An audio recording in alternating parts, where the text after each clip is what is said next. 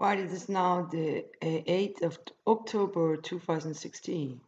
I was making some phone calls this week, and I played one of the phone call in slow reverse, meaning the sound became a kind of raw or something. Um, when I listened to the conversation I had with a telephone line that went from here to maybe Spain or here to Copenhagen and Spain. I was calling the British Embassy and the Australian Embassy, right? And if I replayed that in a slow motion, it sounded like actually like a whale or like a submarine or like a roar from a cat, big cat, alligator, something, right? So actually now I just realized that maybe some of the sounds of the phone call, let's say, was going overseas to a ship, or it was going, or it's a kind of raw local.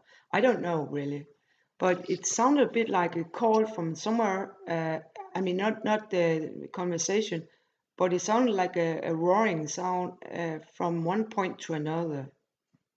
Could be a whale. I just realized because I've been in a lot of animal rescue, most horses and also in conflict area. We saved in the operation ex-Yugoslavian US UN 9,000 people, and in that rescue mission we also took on to save some of Österreich, the Spanish riding school stud horses in conflict area where they were caught because the Österreich Vienna riding school, military riding school, has studs in had studs in ex-Yugoslavia. So actually, we rescued some of the stud horses. We're still looking for two stallions, actually. But then I realized, going over some of the U.S. rescue cases of horses, that actually I knew a lot of the horses. I didn't know them before I seen them, but and they can't be similar because I recognized that we've been in some rescue operations. I just thought, I don't know if we crossed them in training or something. But anyway, I just realized, looking at all of the rescue of horses, that I recognized a lot of these cases. And then I was looking at general rescue of rehabilitation of dogs and birds and stuff. And then I realized that there was, of course, also, you could say, a rescue situation on seaside. Not only there was a beautiful rescue mission in Holland with 200 horses caught in Waitsea, and actually I realized that of course there's also thing going, rescue of whales, dolphin, sharks getting caught up, tunas getting caught up in net or garbage in the sea and so on.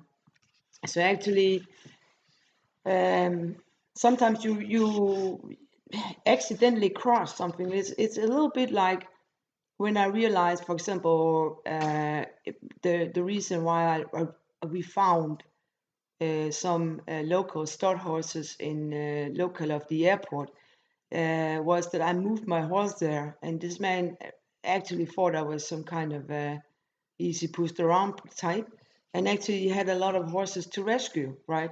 So sometimes by speaking up and calling the vets and calling the police and stuff, you might rescue more than that, because I think sometimes in the rescue cases I've been, we are maybe more concerned on missing people's cases. I've been in lots of missing people's cases, and my greatest concern is to save everybody, both people, horses, uh, and that's actually appeal for the rescue teams of animals, dogs, horses, cows, whatever, that they come along, also concerned that they, you know, it's rescue everyone. That's what I learned from the Marine, that it's not separated, that then we rescue the person and then we rescue the animal. It's all together. And also because I have experienced that some places where there maybe are need of rescue animals, I mean really starved animals or mistreated animals, there's often also could be sometimes people to rescue. I'm not, and often you know, sometimes the animal welfare people, which I'm also part of, kind of a little bit neglect that there is humankind that need just as much. And also a very important lesson I had a horse standing in a stable in a place. Actually, that man was also rescuing horses, but he kind of went downwards or something. And sometimes I think that it is very few things that sometimes makes people. It could be unemployment. It could be, you know, disaster. You have seen the big storm disasters in Holland, and you see now coming the hurricane and stuff like that, or big Australian fires and stuff. So it's not a kind of in this area in Denmark. It's often people's neglect of animals is combined with some kind of they are almost you know, sick criminal or something. There's of course some of the cases are like that, yeah, but often it's there was a Danish horse case in I think a East Bloc country, Stad, and his problem was that he was a famous guy, he had big studs, and the problem was there was no selling of horses. There is a, you know, economical crisis in Europe, right? So it is not always, you know, the harvest go wrong in the old days, and both people and man starved, you know. So what I think is the most important message of this is that when we rescue in the community, when we get aware of somebody who don't you could see manage animal or people, it's come together to help, you know. Also the farming industry in Denmark has really chosen a really disastrous way, economical, animal welfare, and they have to change. They have to go another way to let the cows out on the grass in the sunshine, so they don't get TB and MSR and stuff like that. If you don't have a healthy animal, you will become sick at some point. That's a fact. You will get infectious diseases like TB or bird influenza or MSR or something. So it actually is everybody's, you know, job to to kind of buy those products from the organic farmings and kind of pull the farmers to say, what you're doing now, farmers, to keep the cows indoor all their lives almost, you will have a ticking bomb of TB, you know, or other genetic deranges, because an animal is born to be in the sunshine, right? To be in the soft rain, to get some wind and rest their hurt bodies when they've been milked too much, when they lose their calf and something. The same with the horses. Horses are not born to work extremely hard or be bended around or broken neck or something like that. There have to be some respect about this, you know. Like I rescued two dogs here, and that's very hard work. I rescued some birds, and that's also very hard work. It's not having animals. I train them a lot, so it's fine. But rescuing animals, it is a lot of work. So do you mind care a little bit more about this? You know, and also I think the farm industry is getting a free ride from the vets. I mean, a lot of the farm industries vets contact is getting almost free antibiotica, and also a vet in the law of the Danish veterinary laws about protection of animals. There's no way the farmers could do that if they kept the law, and there's no way the vets could say, okay, it's okay to have cows indoor all year and feed them some kind of conservative food, you know. And it is a ticking bomb of TB and bacteria and swarms and stuff like that. So please, man. And about that, you know, rescue of sea animals, you know, I think that there have to be more, you know, attention on smaller whales and bigger whales when they get caught in nets, loose nets or garbage in the sea and something like that. And I saw a beautiful video where two divers were freeing a big whale from a big rope, like an ankle rope or something. And I never seen anybody in Denmark freeing much beside their own fucking, you know.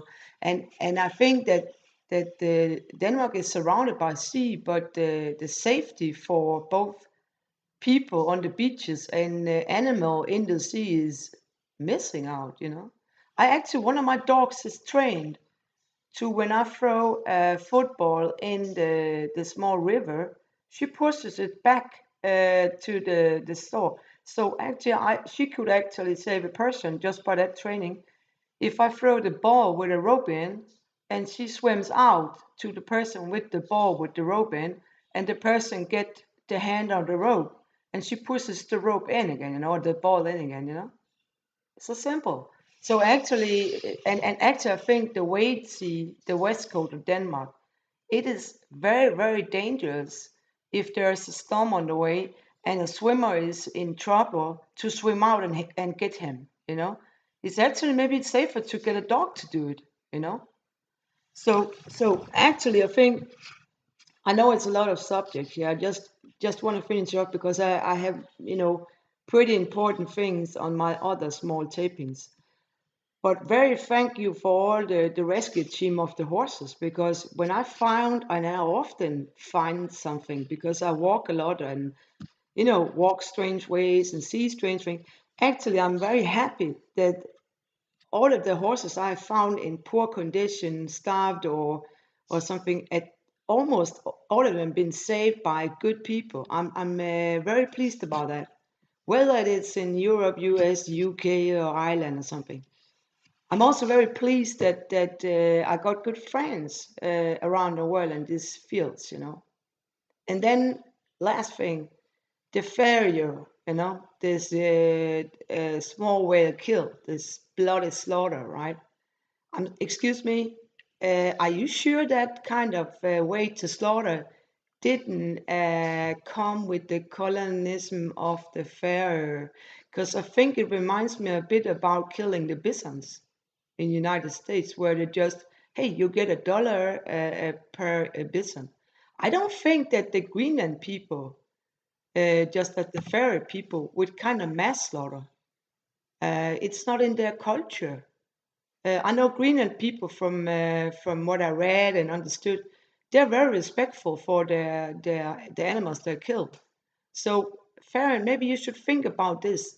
Maybe the slaughter of the small whales is actually brought by, you could say, the kind of white king colonized something.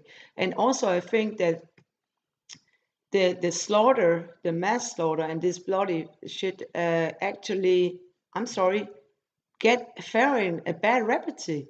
And actually also shows, I'm sorry, some of the children maybe things they shouldn't see. If you have a kind of a crime record or something. So actually, a little respect, everybody, would be fine. And actually, one important thing is whether it is a hunting animal, a farm animal, or a pet, right? If it's healthy, get exercise, has a soft ground to lay on, has good food, then you don't need a vet. You don't need to call him every day because your cows are sick or whatever, your horses are sick. Actually, keep your fucking animal fit. Fitness is number one, good food number two, company is number three. That's it. Good play. Have a nice day.